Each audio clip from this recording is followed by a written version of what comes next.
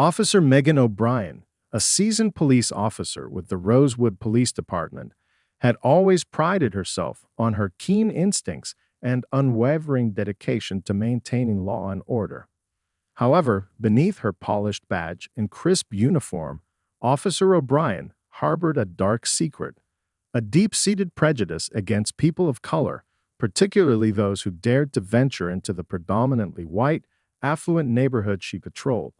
On a sweltering summer afternoon, Officer O'Brien cruised the tree-lined streets of Rosewood in her patrol car, her steely gaze scanning the sidewalks for any signs of trouble. As she turned onto Maple Avenue, a flash of vibrant color caught her eye. There, walking confidently down the street, was a striking black woman dressed in an impeccably tailored suit, her high heels clicking rhythmically against the pavement. Officer O'Brien's pulse quickened as she watched the woman move with an air of self-assurance that she found both intimidating and infuriating. In her mind, the woman's presence in Rosewood could only mean one thing: trouble. Without a second thought, Officer O'Brien flipped on her siren and pulled up alongside the woman, determined to put an end to whatever nefarious scheme she was undoubtedly plotting. As the woman turned to face the police car, Officer O'Brien noticed the surprise and confusion etched across her elegant features. The officer stepped out of her vehicle, her hand resting on the butt of her gun, and approached the woman with a steely glare. "Excuse me, ma'am," Officer O'Brien barked, her voice dripping with suspicion. "What's your business in this neighborhood?" The woman, taken aback by the officer's hostile tone, responded calmly, "I beg your pardon, officer. I'm simply walking to an important meeting. Is there a problem?" Officer O'Brien's eyes narrowed as she studied the woman's expensive attire and confident demeanor. In her experience, black people who carried themselves with such self-assurance were often up to no good. She couldn't quite put her finger on it, but something about this woman just didn't sit right with her. "I'll need to see some identification," Officer O'Brien demanded, her hand tightening on her gun. "And while you're at it, why don't you tell me what kind of important meeting you're heading to?" The woman's eyes flashed with indignation as she reached into her purse and produced a sleek leather wallet. "My name is Tamika Johnson," she said, her voice steady and assured. "I'm a state senator, and I'm on my way to a legislative briefing at the Capitol. Now, if you don't mind, officer, I'd like to know the reason for this unwarranted stop." Officer O'Brien's heart skipped a beat as she processed the woman's words. A state senator. In Rosewood? The notion seemed preposterous, and yet, as she studied the woman's ID, there was no denying the truth. Senator Tamika Johnson, a name she had heard whispered in the halls of the police department, was standing right in front of her. For a moment, Officer O'Brien hesitated, her prejudices warring with the cold, hard facts before her. She knew that she had no legitimate reason to detain the senator, but the idea of letting a black woman, even a state senator, walk freely through her neighborhood without consequence grated against every fiber of her being. As Senator Johnson stared at her expectantly, Officer O'Brien made a split-second decision. She couldn't let this woman go without asserting her authority, without making it clear that she, Officer Megan O'Brien, was the one in control. "I'm afraid I'm going to have to ask you to come with me, Senator," Officer O'Brien said, her voice dripping with false sincerity. "Just a routine check, you understand. We can't be too careful these days." Senator Johnson's eyes widened in disbelief as the officer reached for her handcuffs. "This is outrageous," she protested, her voice rising with each word. "I have done nothing wrong, and you have no right to detain me. I demand to speak to your supervisor immediately." Officer O'Brien's jaw clenched as she grabbed the senator's arm, spinning her around and snapping the handcuffs onto her wrists with a sickening click. "You're under arrest, Senator," she hissed, her voice barely above a whisper, "for resisting arrest and disorderly conduct." As she led the stunned senator to her patrol car, Officer O'Brien couldn't suppress the twisted sense of satisfaction that welled up inside her. She had done it. She had put this uppity black woman in her place, and now the whole world would see what happened when someone dared to challenge her authority. Little did Officer O'Brien know however, that her actions on that fateful day would set in motion a chain of events that would shake the very foundations of the Rosewood Police Department and forever change the course of her own life. For in her blind pursuit of power and control, she had failed to recognize the true strength and resilience of the woman she had so callously wronged. Senator Tamika Johnson sat in the back of the police car, her wrists chafed by the cold metal of the handcuffs, as a whirlwind of emotions surged through her. Shock, anger, and disbelief battled for dominance as she struggled to comprehend the events that had just transpired. How could this be happening to her, a respected state senator with a spotless record and a reputation for fighting tirelessly for the rights of her constituents? As the car sped through the streets of Rosewood, Senator Johnson's mind raced, trying to make sense of Officer O'Brien's actions. She had dealt with her fair share of discrimination and prejudice over the years, but never had she been subjected to such blatant abuse of power, especially not at the hands of a law enforcement officer sworn to protect and serve. The senator's thoughts were interrupted as the car came to an abrupt halt outside the Rosewood Police Department. Officer O'Brien yanked open the door and roughly pulled her from the vehicle, her grip tight enough to leave bruises on Tamika's arm. As they entered the station, curious eyes followed their every move, and hushed whispers filled the air. Officer O'Brien led Senator Johnson to a small, dimly lit interrogation room and shoved her into a chair before slamming the door behind them. The senator winced as the metal handcuffs dug into her skin, but she refused to give the officer the satisfaction of seeing her pain. "You're making a huge mistake, officer," Senator Johnson said, her voice steady despite the anger bubbling just beneath the surface. "I have done nothing wrong, and you have no legal basis for arresting me. I demand to speak to your supervisor and my attorney immediately." Officer O'Brien leaned across the table, her face just inches from the senator's, and sneered, "You don't get to make demands here, Senator. This is my house, and you'll play by my rules." The senator met the officer's gaze unflinchingly, her eyes blazing with a fierce determination that only seemed to fuel O'Brien's rage. "Your rules," she scoffed. "Last time I checked, this was a police department, not your personal fiefdom. You took an oath to uphold the law, not to abuse your power and violate the rights of innocent citizens." Officer O'Brien's face reddened as she slammed her fist on the table, causing the senator to flinch involuntarily. "Innocent? Don't make me laugh. I know you're kind, Senator. You think you're above the law, that you can waltz into my neighborhood and do as you please without consequence. Well, not on my watch." Senator Johnson's heart pounded in her chest as she realized the true depth of Officer O'Brien's prejudice and corruption. This wasn't just a case of mistaken identity or a misunderstanding. This was a blatant abuse of power fueled by racism and hatred. "My kind," the senator repeated, her voice rising with each word. "And what exactly is my kind, officer? Black people, successful women, elected officials who dared to challenge the status quo. You're treading on very dangerous ground here, and I promise you, this will not end well for you." Officer O'Brien's lips curled into a cruel smile as she leaned back in her chair, a glimmer of triumph in her eyes. "We'll see about that, Senator. In the meantime, you're not going anywhere. You're under arrest, and you'll stay here until I say otherwise." As the officer rose to leave, Senator Johnson called out after her, her voice filled with a steely resolve that belied the fear and uncertainty churning in her gut. "This isn't over, Officer O'Brien. I will not rest until justice is served and you answer for your actions. You have no idea the storm you've just unleashed." The door slammed shut behind the officer, leaving Senator Johnson alone in the suffocating silence of the interrogation room. She closed her eyes, taking a deep breath to steady herself, and silently vowed that she would not let this injustice stand. She would fight, with every ounce of strength and determination she possessed, to ensure that no one else would ever have to endure the pain and humiliation she had just experienced at the hands of a corrupt and racist police officer. Little did Senator Johnson know, however, that her ordeal was only just beginning, and that the road ahead would be fraught with challenges and obstacles she could never have imagined. But in that moment, as she sat handcuffed and alone in the bowels of the Rosewood Police Department, one thing was certain. Tamika Johnson was a force to be reckoned with, and she would not be silenced. As the minutes ticked by in the suffocating confines of the interrogation room, Senator Tamika Johnson's mind raced with the possible repercussions of her arrest.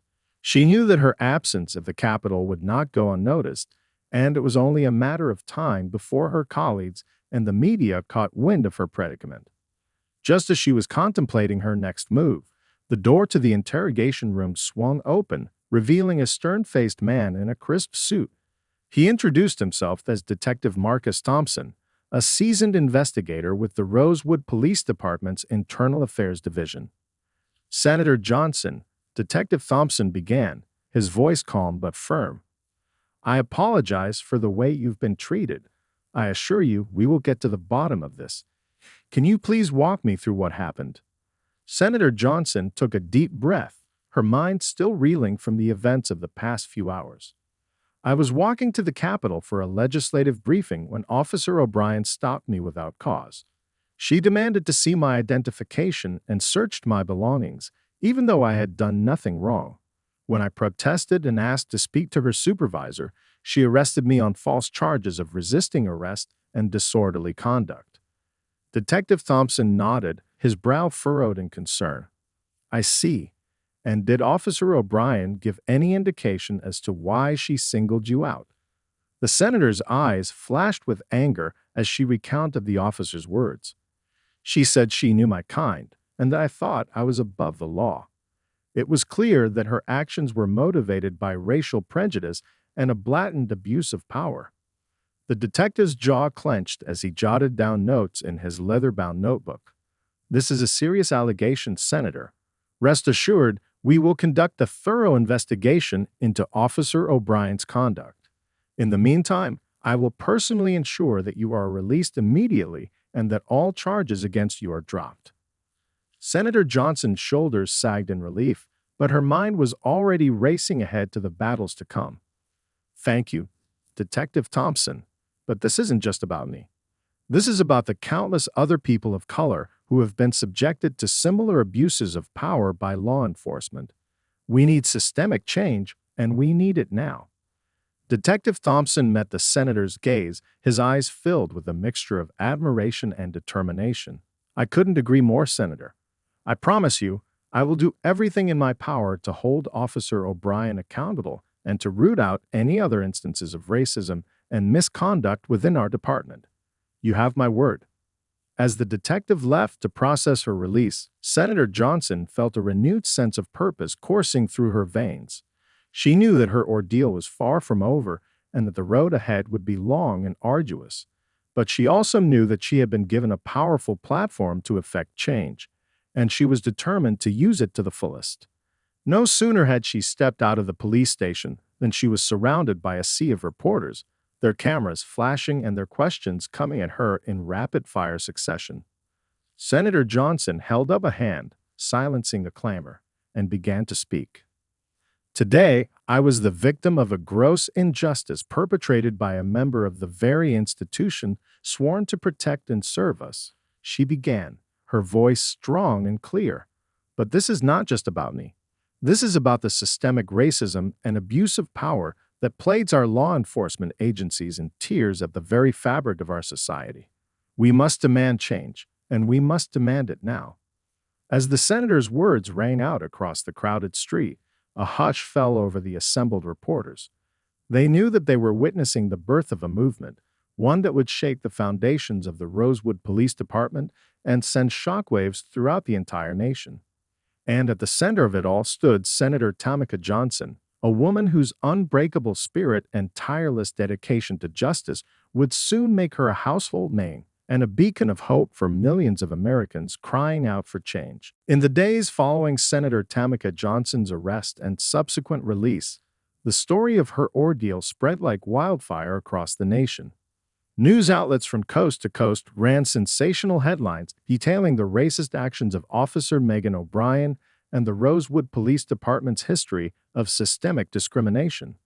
As public outrage grew, protests erupted in cities across the country, with thousands taking to the streets to demand justice for Senator Johnson and an end to police brutality. Signs bearing slogans like Black Lives Matter and No Justice, No Peace filled the air as demonstrators marched through the heart of Rosewood, their chants echoing off the towering skyscrapers. Amidst the chaos, Senator Johnson emerged as a voice of calm and reason, urging protesters to channel their anger into meaningful action. She met with community leaders, faith groups, and grassroots organizations, listening to their concerns and working tirelessly to build a coalition for change. Meanwhile, the Rosewood Police Department found itself under increasing scrutiny as the internal affairs investigation into Officer O'Brien's conduct gained steam. Detective Marcus Thompson and his team worked around the clock, interviewing witnesses, reviewing body camera footage, and combing through the officer's personnel files for any hint of prior misconduct. What they uncovered was a disturbing pattern of behavior that stretched back years. Complaints of excessive force, racial profiling, and abuse of power dotted Officer O'Brien's record, painting a picture of a rogue cop who believed herself above the law. But what was even more troubling was the department's apparent willingness to turn a blind eye to her actions, dismissing citizen complaints and burying internal investigations. As the evidence mounted, Chief of Police Mark Thompson, no relation to Detective Thompson, found himself in the hot seat. Calls for his resignation grew louder by the day, as angry citizens and elected officials demanded accountability at the highest levels of the department. For Officer O'Brien, the walls were closing in fast. Despite her best efforts to defend her actions and paint Senator Johnson as the aggressor, the truth of what had happened that fateful day on Maple Avenue was becoming increasingly clear. Confronted with the overwhelming evidence against her, O'Brien could feel the ground shifting beneath her feet. Desperate to save her own skin, she made a fateful decision. One evening, as the sun dipped below the horizon and the streets of Rosewood grew quiet, Officer O'Brien slipped out of her apartment and made her way to a seedy bar on the outskirts of town. There, in a dimly lit back room, she met with a reporter from a notorious tabloid known for its sensational and often false reporting. With trembling hands, Officer O'Brien slid a manila envelope across the table. Inside were fabricated documents and staged photographs purporting to show Senator Johnson engaged in illegal activities and moral turpitude. It was all lies, of course, but O'Brien hoped that by smearing the senator's reputation, she could distract from her own misdeeds and gain some measure of leverage. What the officer failed to realize, however, was that the reporter she had chosen to confide in was secretly working with Detective Thompson and the internal affairs team. As soon as O'Brien left the bar, the reporter contacted the detective and handed over the envelope, blowing the lid off the officer's desperate gambit.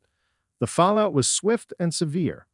Within hours, Officer Megan O'Brien was arrested and charged with a litany of crimes, including false imprisonment, assault, and tampering with evidence.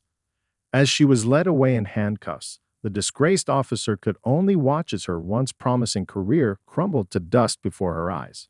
For Senator Tamika Johnson, the arrest of Officer O'Brien was a bittersweet victory. While she took solace in the knowledge that her tormentor would face justice, she knew that the fight was far from over. The rot within the Rosewood Police Department ran deep, and it would take more than the fall of one corrupt cop to root it out. As she stood before the sea of flashing cameras and eager reporters, Senator Johnson delivered a powerful message of hope and resilience.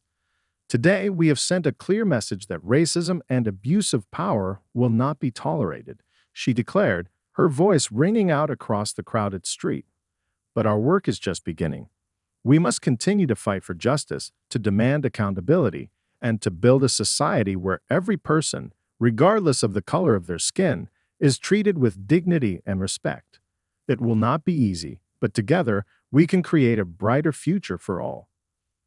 And with those words, Senator Tamika Johnson set the stage for a new chapter in the long and often painful struggle for racial justice in America.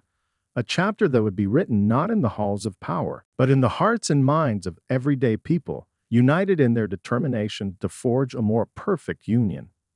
In the wake of Officer Megan O'Brien's arrest and the growing scandal engulfing the Rosewood Police Department, the City Council convened an emergency meeting to address the crisis. The chamber was packed to the rafters with angry citizens, reporters, and community leaders, all clamoring for answers and demanding change. As the council members took their seats, a hush fell over the room.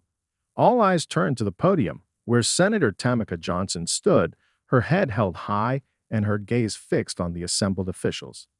She had been invited to address the council and share her harrowing experience at the hands of Officer O'Brien, and she knew that her words would carry the weight of a city's hopes and fears. Ladies and gentlemen of the council, Senator Johnson began, her voice clear and steady. I come before you today not just as a victim of police brutality, but as a representative of the countless men and women of color who have suffered similar abuses at the hands of those sworn to protect and serve. For too long, we have witnessed a system that is broken, a system that allows racism and corruption to fester unchecked. It is time for us to say, no more. As the senator spoke, the room erupted in applause, with many in the audience rising to their feet in a show of solidarity. But not everyone was moved by her words. Some of the council members shifted uncomfortably in their seats, their faces etched with skepticism and defensiveness. One of them, a grizzled veteran of city politics named Frank Thompson, leaned forward and fixed Senator Johnson with a steely gaze. "With all due respect, Senator," he said, his voice dripping with condescension, "I think it's important that we not rush to judgment. Officer O'Brien is entitled to due process, and we shouldn't be so quick to condemn the entire department based on the actions of one rogue cop." Senator Johnson's eyes flashed with anger, but she kept her composure. "Due process is important, Councilman Thompson," she replied, her voice measured but firm. "But so is accountability. The evidence against Officer O'Brien is overwhelming, and it points to a larger problem within the department. We cannot afford to turn a blind eye to systemic racism and abuse of power, not when the lives and dignity of our citizens are at stake." As the debate raged on, tensions in the room reached a boiling point. Voices were raised, fingers were pointed, and accusations were hurled back and forth. But through it all, Senator Johnson remained a pillar of strength and resolve, her words cutting through the noise and striking at the heart of the matter.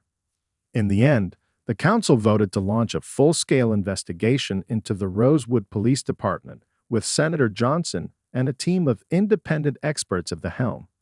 It was a historic moment, a first step on the long and difficult road to reform. But even as the wheels of change began to turn, Officer Megan O'Brien was facing her own day of reckoning. Her trial was set to begin in just a few short weeks, and the evidence against her was damning. Eyewitness accounts, body camera footage, and a trail of official complaints painted a picture of an officer out of control, driven by hate and a twisted sense of entitlement. As the trial approached, O'Brien's defense team scrambled to mount a case, but they knew they were fighting an uphill battle. The disgraced officer's only hope was to convince the jury that she had acted in good faith, that her actions were justified by a reasonable suspicion of criminal activity. But as the prosecution laid out its case, even that flimsy defense began to crumble. Witness after witness took the stand, each one painting a damning portrait of an officer who had abused her power and violated the public trust. Senator Johnson's testimony was particularly devastating, her words carrying the weight of a city's outrage and pain. In the end, the jury needed only a few hours to reach a verdict. Guilty on all counts, with a recommendation for the maximum sentence. As the judge read out the decision, a cheer went up from the gallery, a moment of catharsis for a community that had suffered for too long under the yoke of injustice. But even as Officer O'Brien was led away in handcuffs, Senator Tamika Johnson knew that the fight was far from over. The investigation into the Rosewood Police Department was just beginning, and the road ahead would be long and fraught with challenges. But with the support of her community and the strength of her convictions, she was ready to lead the charge, to fight for a future where justice and equality reigned supreme. In the months following Officer Megan O'Brien's conviction, the investigation into the Rosewood Police Department kicked into high gear. Senator Tamika Johnson and her team of experts worked tirelessly to uncover the extent of the corruption and abuse that had plagued the department for years, interviewing dozens of officers, reviewing thousands of pages of documents, and analyzing countless hours of body camera footage. What they found was a culture of impunity and entitlement, where officers like O'Brien believed themselves above the law and accountable to no one. Complaints of excessive force, racial profiling, and other abuses were routinely swept under the rug, while those who spoke out against the misconduct were targeted for retaliation. As the investigation progressed, the scope of the problem became increasingly clear. It wasn't just a few bad apples, but a systemic failure that went all the way to the top.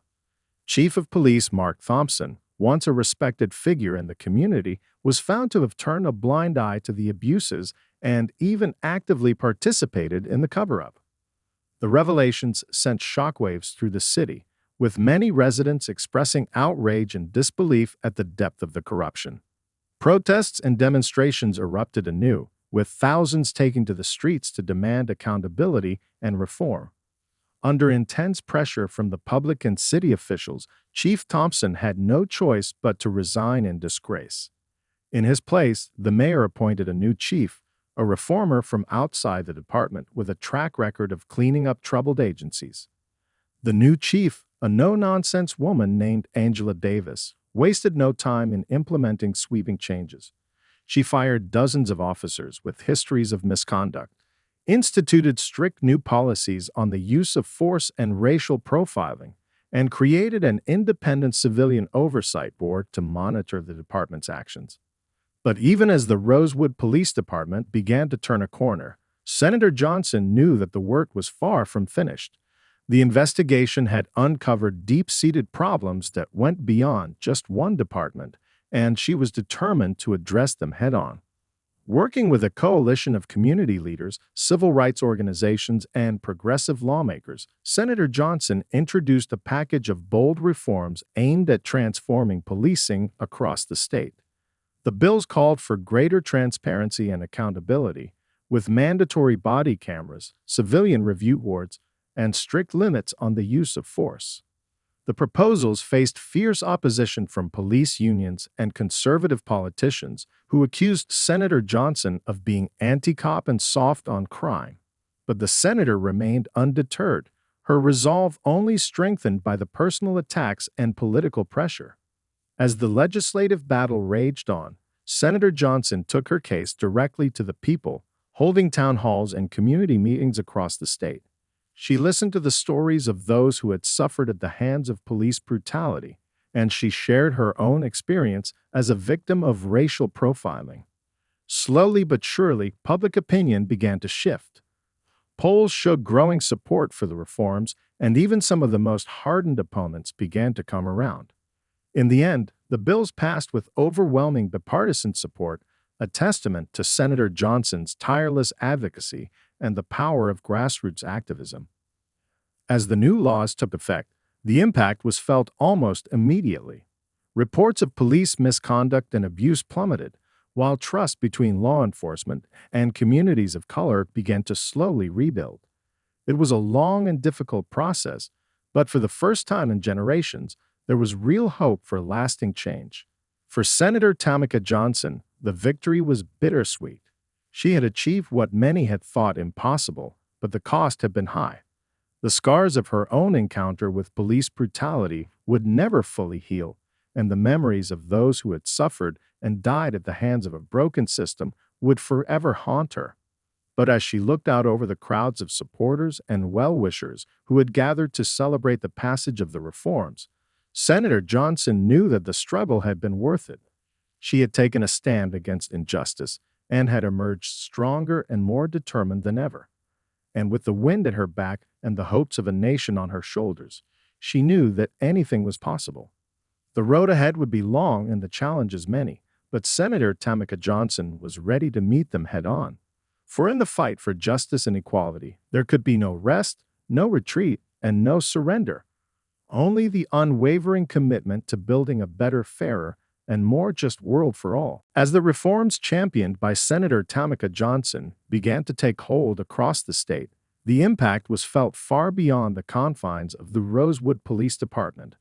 Communities that had long suffered under the weight of police brutality and systemic racism began to see glimmers of hope as officers were held accountable for their actions, and trust between law enforcement and the public slowly started to rebuild. But even as progress was made, Senator Johnson knew that the fight was far from over. The roots of racism and injustice ran deep, and dismantling them would require a sustained and coordinated effort from all sectors of society. To that end, the senator began to focus her efforts on addressing the underlying social and economic inequities that fueled so much of the tension between police and communities of color. She advocated for greater investment in education, job training, and affordable housing, arguing that by creating opportunities and lifting people out of poverty, we could begin to break the cycle of crime and incarceration that had trapped so many for so long. At the same time, Senator Johnson continued to push for greater transparency and accountability in law enforcement. She sponsored legislation requiring all police departments in the state to collect and publish detailed data on their interactions with the public, including information on stops, searches, arrests, and use of force incidents. The data proved to be a powerful tool for advocates and activists, who used it to identify patterns of bias and misconduct and to push for targeted interventions in problem areas. It also helped to build public trust, as communities could see for themselves the progress that was being made and the challenges that remained. As the months turned into years, Senator Johnson's tireless work began to bear fruit. The reforms she had fought for were showing real results, with rates of police misconduct and abuse continuing to fall and community police relations improving across the board. But even as she celebrated these successes, Senator Johnson never lost sight of the bigger picture. She knew that true justice and equality would require a fundamental rethinking of our criminal justice system, one that prioritized rehabilitation and restorative justice over punishment and retribution. To that end, she began to champion a range of bold new initiatives, from ending cash bail and mandatory minimum sentences to investing in mental health and substance abuse treatment programs. She also fought to restore voting rights to those with felony convictions, arguing that no one should be permanently barred from participating in our democracy because of a past mistake. These efforts were met with fierce resistance from some quarters, particularly those who benefited from the status quo or who feared the political consequences of being seen as soft on crime. But Senator Johnson remained undaunted, drawing strength from the countless individuals and families whose lives had been touched by her work. One of those individuals was Marcus Thompson, the young detective who had played such a key role in bringing Officer Megan O'Brien to justice. In the years since that fateful case, Detective Thompson had become a rising star in the department, known for his integrity, compassion, and unwavering commitment to fairness and justice. As he watched Senator Johnson's tireless advocacy from afar, Detective Thompson couldn't help but be inspired by her example. He saw in her a kindred spirit, someone who understood the complex realities of policing and the urgent need for change. One day, as he sat in his office reviewing a stack of case files, Detective Thompson made a decision. He picked up the phone and dialed Senator Johnson's office, introducing himself and asking if they could meet. To his surprise, the senator agreed immediately, inviting him to join her for coffee the following week. As they sat across from each other in a quiet corner of a local cafe, Detective Thompson poured out his heart, sharing his own experiences on the force and his hopes for the future. Senator Johnson listened intently, offering guidance and encouragement in equal measure. In the end, they agreed to work together to build bridges between law enforcement and the communities they serve, and to push for the kind of systemic change that both knew was so desperately needed. It was a partnership that would prove to be pivotal in the years to come, as the fight for justice and equality entered a new and even more challenging phase. But for now, as they shook hands and parted ways, Senator Tamika Johnson and Detective Marcus Thompson could take solace in the knowledge that they were not alone in this struggle. They were part of a growing movement of dedicated individuals united in their commitment to building a better, fairer, and more just world for all. And though the road ahead would be long and the obstacles many, they knew that together anything was possible. As the years passed, the partnership between Senator Tamika Johnson and Detective Marcus Thompson only grew stronger. Together, they became a force to be reckoned with, taking on the toughest challenges and pushing for change in even the most entrenched corners of the criminal justice system. One of their most notable achievements came in the form of a groundbreaking new program aimed at diverting young people away from the prison pipeline. The initiative, which Senator Johnson had spearheaded with input from Detective Thompson and other key stakeholders, focused on providing at-risk youth with mentorship, job training, and other support services, rather than saddling them with criminal records for minor offenses. The program was an instant success, with participation rates soaring and recidivism plummeting.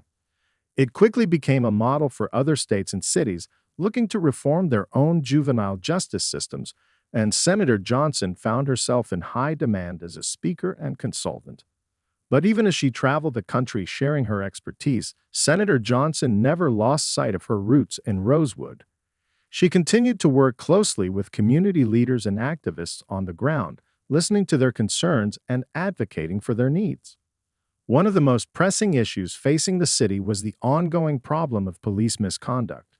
Despite the progress that had been made in the wake of Officer Megan O'Brien's conviction, there were still far too many instances of officers using excessive force or engaging in discriminatory practices.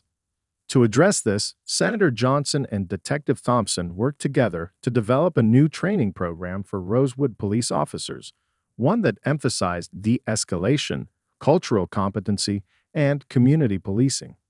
The program was met with some initial resistance from the rank and file, but over time, it began to have a real impact. As officers started to see the benefits of building stronger relationships with the communities they served, incidents of misconduct began to decline. At the same time, residents started to feel more comfortable coming forward with concerns and complaints, knowing that they would be taken seriously and addressed promptly. For Senator Johnson, it was a vindication of everything she had been fighting for. She had always believed that true public safety could only be achieved through a partnership between law enforcement and the community, one built on trust, respect, and shared responsibility. As she looked back on her own journey from victim to advocate to leader, Senator Johnson couldn't help but feel a sense of pride and accomplishment. She had faced down some of the darkest forces in American society and had emerged stronger and more determined than ever. But she also knew that the work was far from finished. There were still too many people suffering from the effects of systemic racism, too many communities torn apart by violence and neglect, too many lives cut short by a broken and unjust system. And so, even as she celebrated her victories and savored her successes, Senator Tamika Johnson pushed forward, always seeking new ways to make a difference and to bend the arc of history toward justice. She ran for higher office, first winning a seat in the U.S. House of Representatives, and then, in a stunning upset, defeating a well-funded incumbent to become the first Black woman elected to the U.S. Senate from her state. In Washington, Senator Johnson quickly established herself as a force to be reckoned with, a tireless champion for the marginalized and the oppressed. She took on the big fights, from criminal justice reform to voting rights to economic inequality, and she never backed down, even in the face of fierce opposition and personal attacks. Through it all, she remained true to herself and to the values that had guided her throughout her life. She knew that progress was never easy, that change never came without struggle and sacrifice. But she also knew that it was always worth it, that the fight for justice and equality was the most important fight of all. And so, as she stood on the steps of the Capitol, surrounded by friends and supporters and allies, Senator Tamika Johnson raised her voice once more, calling on all those who believed in a better future to join her in the work ahead. "We have come so far," she said, her eyes shining with the light of hope and determination. "But we still have so far to go. Let us continue to march forward, hand in hand, heart to heart, until every person in this country, regardless of race or creed or color, can live with dignity and respect. Let us continue to fight for justice, for equality, for the promise of America, and let us never, ever give up on the dream of a more perfect union. As the crowd erupted in cheers and applause, Senator Johnson knew that she was not alone in this struggle. She was part of a movement that stretched back generations and would continue for generations to come. A movement of ordinary people doing extraordinary things, of brave souls risking everything in the name of what is right. And with that knowledge, that unshakable faith in the power of the people to change the world, Senator Tamika Johnson stepped forward, ready to meet the challenges ahead with courage, conviction, and an unwavering commitment to justice for all. The end.